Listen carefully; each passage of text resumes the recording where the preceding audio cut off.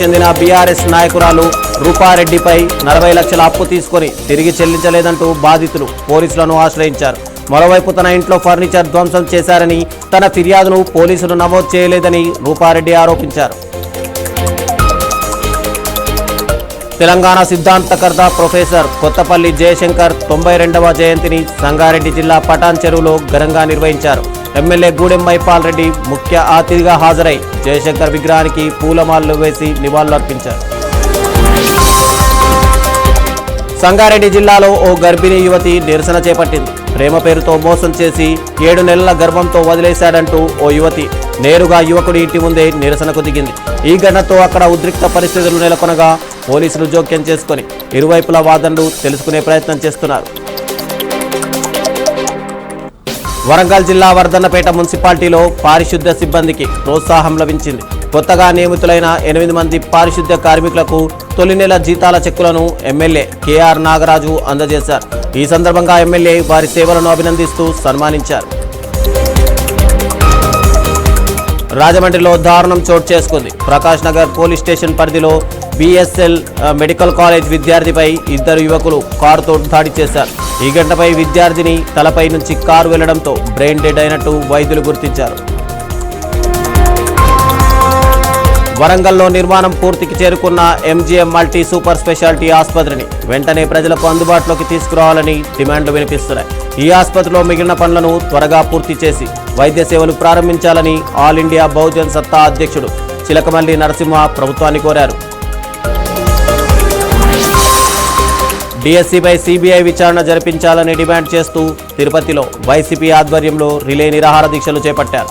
ఈ సందర్భంగా మంత్రి నారా లోకేష్, షాప్ చైర్మన్ రవినాయుడు రాజీనామా చేయాలని నిరసనకారులు డిమాండ్ చేశారు. తెలంగాణ రాజకీయాల్లో కొత్త చర్చకు వేదికగా నిలవనున్న సామాజిక న్యాయ తెలంగాణ సంకల్ప సభకు ఏర్పాట్లు పూర్తయ్యాయి. సరూర్నగర్ ఇండోర్ స్టేడియంలో జరగనున్న ఈ సభలో తెలంగాణ రక్షణ సేన అధ్యక్షురాలు కల్వకుంట్ల కవితతో పాటు వేలాది మంది ప్రతినిధులు పాల్గొని సామాజిక న్యాయ తెలంగాణ సాధనకు సంకల్ప ప్రతిజ్ఞ చేయనున్నారు.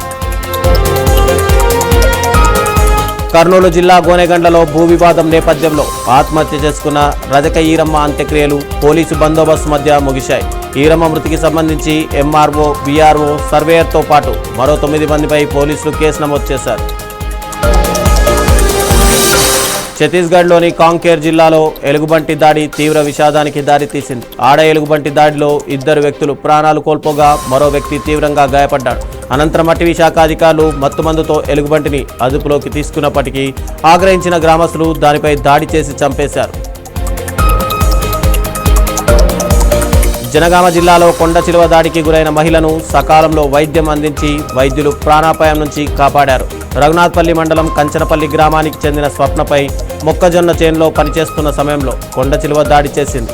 ఆమెను జనగామ ఏరియా ఆసుపత్రికి తరలించగా జనగామ ఇన్ఛార్జ్ డాక్టర్ మాచెర్ల భిక్షపతి వైద్య పర్యవేక్షణలో చికిత్స అందించారు.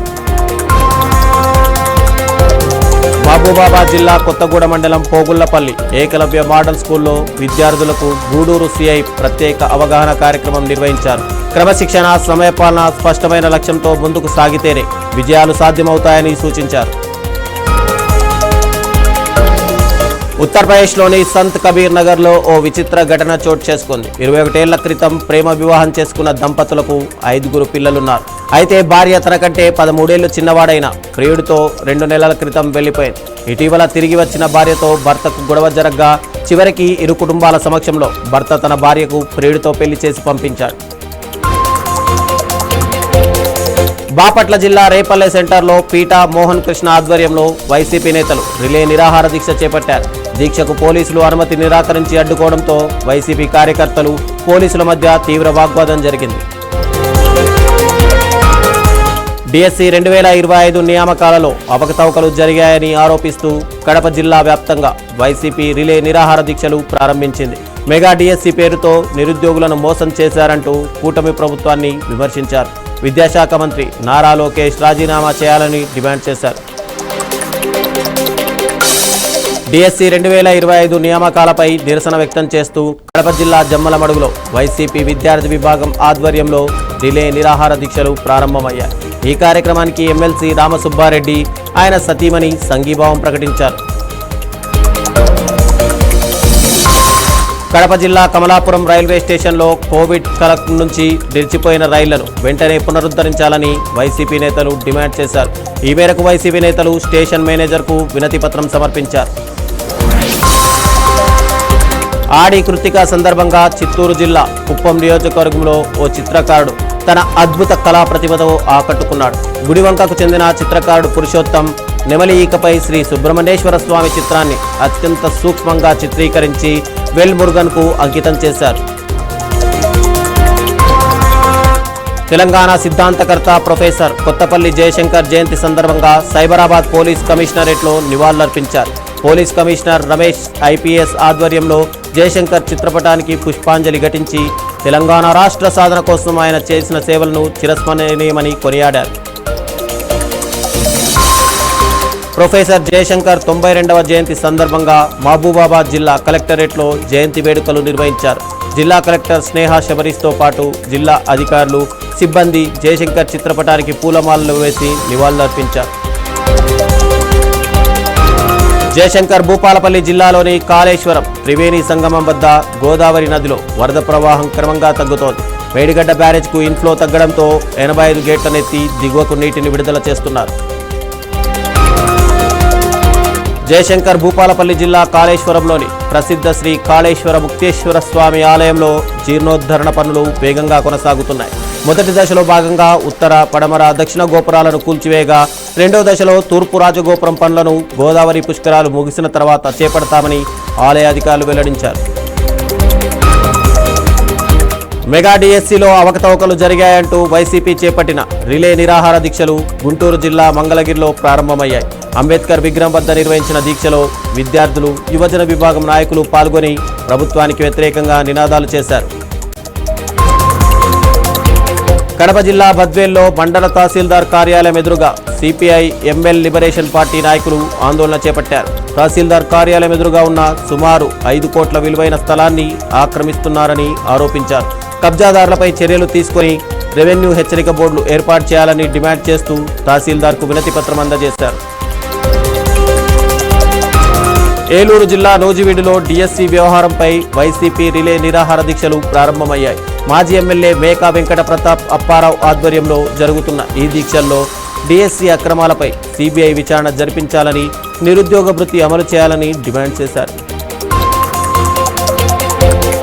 ఎస్ఐఆర్ ప్రక్రియలో ప్రతి ఓటరు భాగస్వామి కావాలని మాజీ మంత్రి సనత్ నగర్ ఎమ్మెల్యే తలసాని శ్రీనివాస్ యాదవ్ కోరారు.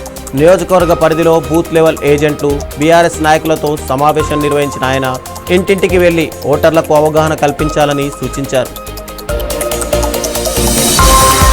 సంగారెడ్డి జిల్లా తెల్లాపూర్లో విషాదం చోటు చేసుకుంది. ప్లే స్కూల్లో బోనాల ఉత్సవాలు జరుగుతున్న సమయంలో బయటకు వెళ్లిన 6 ఏళ్ల బాలుడు షణ్ముఖ్ చెరువులో పడి మృతి చెందాడు. ప్లే స్కూల్ నిర్వాహకుల నిర్లక్ష్యం వల్లే ఈ ఘటన జరిగిందని కుటుంబ సభ్యులు ఆరోపిస్తున్నారు. వరంగల్ జిల్లా పర్వతగిరి మండలం అన్నారం గ్రామంలో 2 వైన్ షాపుల్లో చోరీ జరిగింది. దొంగలు వెనక తలుపులు పగలగొట్టి లోపలికి ప్రవేశించి ముందుగా సీసీటీవీ వ్యవస్థను ధ్వంసం చేసి అనంతరం 1.80 లక్షల నగదుతో పాటు మద్యం బాటిళ్లను అపహరించి పరారయ్యారు. జయశంకర్ భూపాలపల్లి జిల్లా మహాదేవ్పూర్లో పోలీసులు, ఆర్టీఓ అధికారులు సంయుక్తంగా నిర్వహించిన ప్రత్యేక వాహన తనిఖీల్లో ట్రాఫిక్ నిబంధనలు ఉల్లంఘించిన 9 వాహనాలను సీజ్ చేశారు. రోడ్డు ప్రమాదాల నివారణే లక్ష్యంగా ఈ తనిఖీలు చేపట్టినట్టు డీఎస్పీ సూర్యనారాయణ తెలిపారు. ములుగు జిల్లాలో విధి నిర్వహణలో ఉన్న విద్యుత్ ఉద్యోగి ప్రమాదానికి గురయ్యాడు. వాజేడు మండలం పేరూరు గ్రామానికి చెందిన అవుట్సోర్సింగ్ విద్యుత్ ఉద్యోగి అట్టం రాజబాబు విద్యుత్ మరమ్మతుల కోసం స్తంభంపై పనిచేస్తుండగా షాక్ గురై కింద పడిపోయాడు.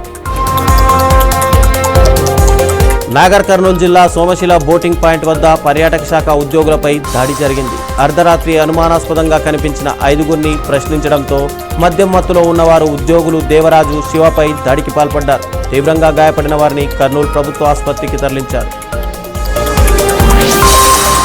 సంగారెడ్డి జిల్లా అమీన్పూర్ కమిషనరేట్ పరిధిలోని అర్ధరాత్రి జరిగిన రోడ్డు ప్రమాదం సీసీ కెమెరాల్లో నమోదైంది. నిద్రమత్తులో అదుపు తప్పిన బొలెరో కారు రోడ్డు పక్కన నిలిపి ఉంచిన 3 స్కూటీలు, ఒక బైక్, ఇన్నోవా కారును ఢీకొట్టింది. ఘటన సమయంలో అక్కడ ఎవరూ లేకపోవడంతో పెను ప్రమాదం తప్పింది. కడప జిల్లా కలసపాడు మండలం తంబెల్లపల్లి గ్రామానికి చెందిన రేషన్ డీలర్ ఎస్ఎన్ అయ్యాత్ గుండెపోటుతో మృతి చెందాడు. ఈ విషయం తెలుసుకున్న బద్వేల్ మాజీ ఎమ్మెల్యే విజయమ్మ తంబెల్లపల్లికి వెళ్లి కుటుంబ సభ్యులను పరామర్శించారు. హన్మకొండ జిల్లా ఐనవోలు మండలం పున్నెలు గ్రామంలో విషాద ఘటన చోసుకెళ్లింది. ఇంటి వెనుక పునాది మరమ్మతుల పనులు జరుగుతుండగా ప్రహారీ గోడ ఒక్కసారిగా కూలి వృద్ధురాలు లక్ష్మీకాంతమ్మపై పడింది. ఈ ప్రమాదంలో ఆమె అక్కడికక్కడే మృతి చెందారు. శ్రీశైలం జలాశయానికి వరద నీటి ప్రవాహం కొనసాగుతోంది. జూరాల ప్రాజెక్టు నుంచి భారీగా నీరు చేరుతుండటంతో జలాశయంలో నీటి మట్టం క్రమంగా పెరుగుతోంది. ప్రస్తుతం ఇన్ఫ్లో కొనసాగుతున్నప్పటికీ అవుట్ఫ్లో లేకపోవడం, జల విద్యుత్ కేంద్రాల్లో విద్యుత్ ఉత్పత్తి ఇంకా ప్రారంభం కాకపోవడం గమనార్హం. అస్సాంలో వరదల బీభత్సం కొనసాగుతోంది. రాష్ట్ర వ్యాప్తంగా 25 జిల్లాలపై తీవ్ర ప్రభావం చూపిన ఈ వరదల కారణంగా మరణించిన వారి సంఖ్య 95కు చేరింది. 365కు పైగా గ్రామాలు ఇంకా నీట మునిగే ఉన్నాయి. సుమారు 1.22 లక్షల మంది ప్రజలు ఇబ్బందులు ఎదుర్కొంటున్నారు.